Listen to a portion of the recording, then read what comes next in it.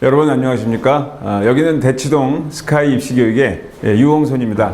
이번 강의는 2024학년도 경북대 AAT2 과학, 즉 우리가 말하는 경북대 자연계열2 의과, 치의대, 수의대, 그러니까 의과 과학 논술이라고 생각하면 됩니다.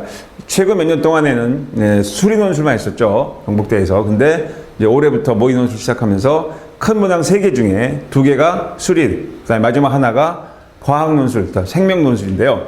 여기서 보시면 우리가 말하는 이제 생명과학 1, 2, 그 다음에 통합과학에 대한 생명과학, 그런 내용들이 포함되어 있기 때문에 문제, 어떻게 보면 문제 쉬운 것 같지만요, 채점자 입장에서 굉장히 까다로운 조건을 내고 채점을 하실 겁니다. 그래서 이 11월 25일 논술고사를 보는데요. 자, 수능 끝나고 바로 17일부터 시작을 하죠. 그래서 대치동 스카이 입시교육 또는 스카이 우리 본원, 그 다음에 방배 본원, 서초본원, 그래서 수업을 하게 되겠습니다. 자, 그래서 논술 우수자 정형인데요. 이제 말 그대로 AAT2에서는 의과 논술이라고 생각하시면 되고, 논술 70%가 반영되기 때문에, 이제 수리 논술에서는 사실은 엄밀히 말해서 그동안 제가 이제 과학 논술을 많이 지도해봤지만, 수리 논술에서도 차이가 나지만, 실제로 정말 당락을 결정하는 요소 중에 하나는 과학 논술이죠. 특히 생명과학 논술에서는 아주 중요한 부분이 많기 때문에, 또 글쓰기, 또 이 포맷을 잘 만들고, 논지를 정확히 전개하고 결론부를 확실히 내리지 않으면 안 되는 그러한 것이 바로 생명과학 논술이기 때문에 어떻게 보면 여러분 기회가 될 수도 있죠. 자, 그래서 다시 한번 논술 70% 반영한다라고 보시면 되고, AAT. 자, 여기 한번 보시면 100분 큰 문항 3개인데요. 그 중에 하나가 과학 논술입니다. 그래서 의과대학 의학과 10명, 치의학과 5명, 수의학과 10명. 상당히 많이 뽑죠. 그래서 논술 70, 학생부가 30이기 때문에 상당히 중요한 내용을 하고요. 작년도에도 우리 이제 여기 한의대, 수의대, 경북대에도 많은 학생들이 여기 이제 9명 정도 합격을 한 걸로 데이터에 나와 있죠. 자, 그래서 의학, 과학 논술. 자, 여기 보시면 뭐 수학 교과서에 있는 정의들 뭐 쭉 하죠. 단답식. 뭐 이건 내용 읽어보시면 되고요. 자, 수리 논술 기초형 논제 단기 특강. 뭐 정원 이렇게 나와 있고, 그리고 이제 17일부터 바로 수능 끝나고 매일 하는데요. 이제 여기 경북대도 있고 또 다른 데 의과도 있는데, 하여튼 이런 식으로 해서 12월 1일까지 A반, B반, C반으로 해서 보통 과목별 선택 4회차 또는 12회차부터 할 수가 있다는 거. 자, 그리고 여기 출제 범위 나와 있죠. 자연계열 나와 있고, 이제 출제 범위 수정된 거 봐요. 여기 교과 과목 보면 통합과학, 물리반화, 생명, 지구과학 등. 그 다음에 자연계 2는 이제 의학 논술, 생명과학, 생명과학 2 이렇게 되어 있다는 것을 여러분 아시면 되겠습니다. 자, 그러면 이제 경북대 자연계열2 모의 논술 2024학년도 문제를 보면서 어떻게 대비를 하고, 또 문제 난이도는 어느 정도인가. 뭐 이제 과학 논술을 보는 학교 중에 대표적인 연세대학교 또 있지만, 아무튼 그 수준이 거의 비슷하다라고 생각하시면 됩니다. 자, 100분 동안 푸는데 한 문장을 100분 푼 게 아니고 3세트 중에서 100분 동안이니까, 그러니까 3분의 1 시간으로 되겠죠. 자, 그럼 한번 문제 보죠. 자, 좀 빨리 읽죠. 다음 글과 그림을 참고로 하여 물음에 답하시오 그랬습니다. 자, 유전 현상은 부모의 형질을 결정하는 유전 정보가 자손에게 전달되는 으로써 나타나며, 이때 유전 정보를 담아 전달하는 그 역할을 하는 것이 바로 염색체죠. 그 중에 쭉 읽어보시면 되고요. 거기 DNA가 있고, 이 중 22쌍은 이제 상염색체, 한 쌍은 성염색체고, 이제 XY, XX, XX는 여자, XY는 남자로 구성된다 그랬어요. 그 다음에 한 쌍의 상동 염색체는 같은 위치에 특정 형질을 결정하는 대리유전자가 쌍으로 존재할 수 있다 그랬고요. 대리유전자의 표현형이 서로 다를 때는 겉으로 표현한 형질 표현, 표현형, 그다음에 우성이라고 하고, 그다음에 겉으로 표현되지 않는 형질을 열성이라고 한다. 이제 우성과 열성을 쓰죠. 그래서 보통 우성은 대문자, 열성은 소문자로 쓰고요. 여기 쭉 나와 있고, 뭐 유전자양이 X모레인 사람의 표현형은 쌍꺼풀이다, 뭐 이렇게 나와 있죠. 그래서 어떤 것이 쌍꺼풀이 우성이니 뭐가 우성인지, 뭐 이런 혀말기도 우성인지 이런 것도 외우고 계셨죠. 자, 뭐 생명공학 문제 하면은 유전이 빠지지 않으면 안 되죠. 가계도 조사하는 거. 자, 한번 볼게요. 또 성염색체에 있는 결정 나와 있습니다. 그래서 성염색체에서 유전하는 것을 우리는 반성유전, 대표적인 게 생맹유전이죠.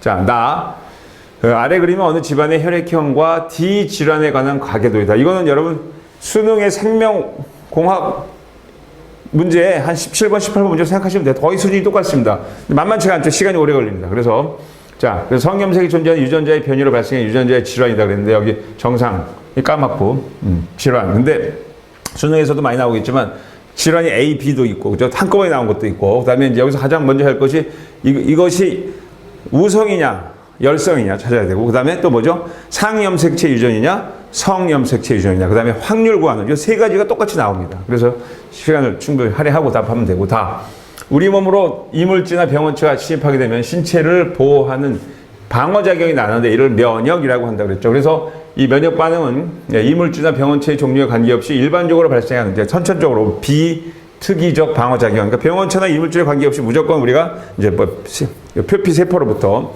여러 가지 이제 우리가 방어를 하는 작용입니다. 자, 그리고 어떤 비특이적 방어작용 했고요. 특정 병원체면 이물질이 특화되어 발생하는 특이적 방어작용으로 다시 구분할 수가 있죠. 그래서 여기 이제 세포성 면역, 체액성 면역 이런 것들이 나와 있죠. 그래서 여기 다 설명을 할 수가 없으니까 뭐 대식세포 나오고요. 염증 반응이 일어나고 비만세포 나오겠죠. 그죠? 그래서 병원체가 침입해서 발생한 염증 반응 과정의 모식도 나와 있고요. 그 다음에 다양한 염증세포가 관여하게 되고 이 염증세포 중 비만세포와 대식세포의 경우 이미 특성 조직이 분포하고 있으면서 화학신호 물질을 분비하여 추가적인 백혈구, 염증세포를 혈관으로 불러들인다. 자, 우리가 뭐 충돌하거나 다치면 이게 붓고 빨개지죠? 이제 혈관이 확장돼서 그래서 우리가 말하는 이 백혈구를 빨리 이동시키려고 이제 도로를 닦아주는 역할을 하는 겁니다. 자, 그래서 그 비특이적 면역작용과 특이적 면역작용에 대한 세세한 내용, 그 다음에 1차 면역, 그러니까 2차 면역, 그러니까 우리가 이제 백신을 맞았을 때 안 맞았을 때 이런 내용들도 여러분 추가로 알아야겠죠. 그래서 염증 초기 신속히 도달할 수 있는 백혈구로 대표적으로 호중구, 호산구. 여기서 이제 잘 모르는 사람들 호가 뭐냐 좋아한다 소리죠. 그러니까 중성인 상태를 좋아하는 백혈구, 그다음에 산성인 상태를 좋아하는 백혈구, 그다음에 염기성 상태에서 활성화된 백혈구 이런 것들이 여기가 있죠. 그러니까 백혈구도 종류가 상당히 많다는 겁니다. 자, 그래서 호중구의 경우 염증 부위로 이동하는 속도가 매우 빨라 가장 먼저 염증 부위에 도달한다. 그러니까 혈관 벽도 막 타고 들어가죠. 그래서 병원체를 탐색하고 호산구의 경우는 주로 기생충 감염 시에 기생충을 제거하기 위해 염증 부위로 몰려들어 알레르기성 염증을 반응해서 몰려든다. 자, 우리도 뭐 군인이 육해, 공군, 해병대가 있듯이 백혈구도 다 임무가 다릅니다. 자, 그래서 호염기성인 경우는 지연성 면역이나 기생충 감염 시 다수의 염증 부위로 이동한다고 했습니다. 그 다음에 후기염증 반응은 주로 만성 형태로 진행되며 이때 혈관을 통해서 상처 부위로 몰려드는 백혈구로는 주로 T림프구, 자, T림프구는 흉선이죠. B림프구 뭐죠? bone marrow. 그러니까 여기는 thymus 림프구, bone marrow 림프구. 자, 그래서 자, 일단은 뭐 우리가 골수에서 자라지만 활성화되는 건 T림프구는 흉선에서 활성화된다는 거. B림프구는 그냥 골수에서 활성화됩니다. 단핵과 같은 만성 염증 세포가 조직 손상 부위로 이동해 장기적인 염증 반응을 유지한다. 자, 웬만한 이제 교재 내용, 교과 내용이 다 나와 있죠. 그다음 그림. 그래서 여기 보면 비만 세포가 있고요. 여기 화학 물질 있죠. 히스타민 또는 하이스타민을 발효해도 되고요. 대식 세포가 있습니다. 자, 그래서 우리가 뭐 가시나 바늘에 뻥 찔렸을 때 여기서 어떤 반응이 일어난다. 백혈구가 이제 이동을 하기 시작하죠. 붓기 시작합니다. 자, 모든 문항에서 풀이 과정을 반드시 기술하라. 이렇게 나와 있죠. 한번 볼까요? 문제 3회 1번. 제시문 나의 가계도와 제시문 가를 참조하여 유전 질환 D의 형질을 결정하는 유전자가 우성인지 열성인지 판단하고 자, 성염색체 중 X, Y 염증이 어디에 위치하고 있는지 그 이유를 써라. 자, 생물원 내용과 아주 비슷하죠. 자, 그러면 일단 뭐 예시답을 함께 볼게요. 문제에서 보면은 자, 다시 문제를 잠깐 앞으로 돌아가 보시면 자, 정상인 여성과 D 질환의 정상인 남성과 남성이 바뀌었는데 어떤 거라면 정상인 여성, D 질환 여성의 이제 자손이 이렇게 나타나갖고 자, 여기서 다시 또 이렇게 정상인 여성과 결혼을 해서 남성과 결혼을 해서 이렇게 나온 거예요. 요걸 보는 거죠. 그래서 여기에 염색체 어디에 부위하는지 그거를 판단하는 그런 내용이 되면 됩니다. 그래서 아주 간단하게 보면 자, D 질환 예를 들어서 뭐 어떤 유전적 질환인데요. 성염색체에 존재하는 유전자 변이에 의해 발생하는 유전 질환인 점을 이제 알아야 되겠고, 그다음에 정상인 남성과 D 질환 여성 사이에 정상 남성이 출현했으니까, 자, D 질환의 형질은 어떻게 돼요? Y 염색체가 아닌 X 염색체에 있다는 것을 알 수 있죠. 그래서 이것은 이제 우리가 염색체 어디에 있는지, 그 다음에 정상인 X 염색체를 X라 하고 D 질환 유전자를 뭐 X 스타 또는 뭐 X 컴마라고 해요. 라고 가정할 때 정상인 1번 남성의 X는 X죠, 그죠? 그래서 1번 남성과 D 질환 가진 여성은 사이 D 질환 가지는 1의 1 여성이 태어난 점을 고려하면 X 프라임이 하나만 있더라도 D 질환이 유전될 수 있다. 즉, D 질환을 결정하는 것은 뭐 우성이다 이렇게 알 수 있죠. 자손들에서 태어났으니까 우성이다라고 볼 수 있고요. 자, 402번. 자, 재심은 나에 있는 남성의 가계도 132의 D 질환 발생 여부를 쓰라. 그래서 유전자가 어떻게 될 것인가 판단하는 거죠. 그 이유를 설명하라. 반드시 정확하게 기술해야 됩니다. 그래서 자, 아까 그 앞에서 재심 보면 D 질환 결정한 유전자는 X 염색체 유전자인다 그랬고요. 그리고 우성입니다. 그리고 D 질환을 가진 3번 남성은 X 프라임 Y 염색체 구성을 갖겠죠. 무조건. 그죠? 그러니까 뭐 우리 생명유전하고 똑같이 생각하시면 돼요. 그래서 정상인 4번 여성엔 X 염색체 구성을 가지니까 둘의 조합으로 탄생한 남성이겠죠. 자, 크로스를 해보면 되겠죠? 그러면 남성은 XY일 수밖에 없기 때문에 D 질환은 발생하지 않는다. 이렇게 말하면 되겠죠? 자, 그 다음에 3-3번. 자, 빠지지 않고 나온 게 있죠. 유전질환과 혈액형, 이게 똑같이 나옵니다. 그렇죠? 그래서 ABO 혈액형은 상염색체에 있는 대립유전자 한 쌍으로 결정되는다. 그렇죠? 그래서 우리는 뭐 IA, IB 이렇게 되겠죠? 보통 쓰는데요. 그래서 스몰 I 쓰고요. 자, ABO식 혈액형을 결정하는 대립유전자는 여기 썼지만 IA, IB승, 그 다음에 스몰 I 세 가지다 그랬죠. 자, 그래서 AB는 우열관계가 없죠. 가계도 1, 2에 나타날 수 있는 ABO식 혈액형을 쓰고 그 이유를 설명하시오. 그랬습니다. 자, 다시 보세요. 1과 그림에서 보시죠. 1과 2 사이에는 O형인 태어난 걸로 고려했을 때 1과 2 유전자형은 IA, I, 그 다음에 IBI다. 잘 쓸 수 있죠. 그러므로 1의 1은 IAI 유전자형을 가질 수밖에 없어요. 그렇죠? 그러니까 A형이다 그러면 돼요. 자, 쉽게 생각해서 A5형이라 생각하면 되겠죠. 그러면 3의 혈액형은 O형이고 유전자형은 자, O형은 옛날에 그냥 근데 요즘은 II, 스몰 i니까 112에서 유전자형은 자, IAI와 II입니다. 따라서 혈액형 그리고 뭐예요? A형과 O형밖에 없죠. 그죠? B형은 나타날 수가 없습니다. 자, 그래서 답을 고르시면 되겠죠. 자, 그래서 여기 보시다시피 다음 문제. 자, 3-4번. 그림 다와 라를 참고하여 병원체가 묻은 가시에 찔렸을 때 발생할 수 있는 비특이적 방어작용을 단계적으로 설명하라. 자, 그랬죠? 그래서 특이적 방어작용과 비특이적 방어작용을 설명하는 그런 내용이 되겠죠? 자, 그러면 문제를 잠깐 그림에서 보시다시피 자, 그러면 이제 가시 묻은 또는 병원체가 감염된 그런 뭐 찔렸다고 생각해 보세요. 그러면 이제 염증이 발생하는데 급히 이제 그걸 급성 염증이라고 합시다. 그러면은 자, 이 물질이 병원체를 탐지한 대식세포가 있겠죠. 그래서 우선적으로 식세포 작용을 시작하죠. 그러면 동시에 주변으로부터 이제 염증 신호를 보냅니다.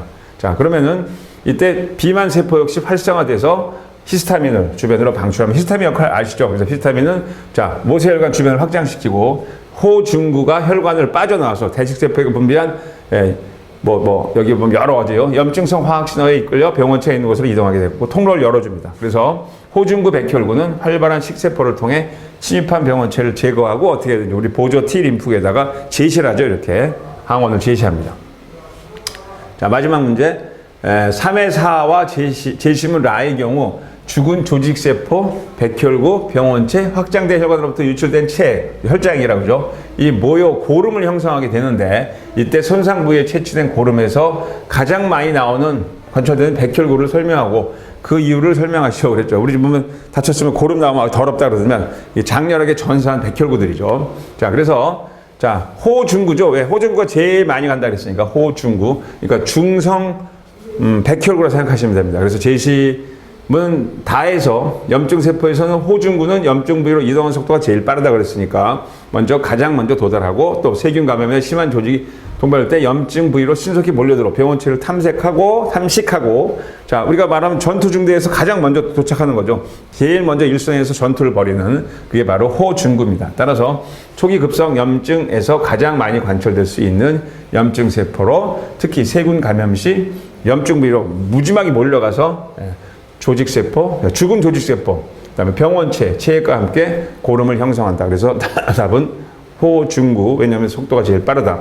자, 내용을 보시면 그리 어렵지 않지만 어차피 그 원인, 결과를 정확히 써야 되고 또 풀이 과정을 정확히 써야 되고 또 유전자형 무엇이다. 확률, 또 확률 나올 수도 있고요. 그래서 그런 문제를 보고 우리가 수능 생물 1 준비하는 거, 또 생물 2에서 나오는 이제 뭐 암반응, 명반응, TC의 회로 이런 거를 여러분 꼭 알아서 준비를 하셔야 경북대 AAT 의대 논술에 좋은 점수를 또 좋은 결과를 얻을 수 있으리라 생각합니다. 자, 2024년도 경북대 AAT 의대 생명공학 논술 강의를 마치겠습니다.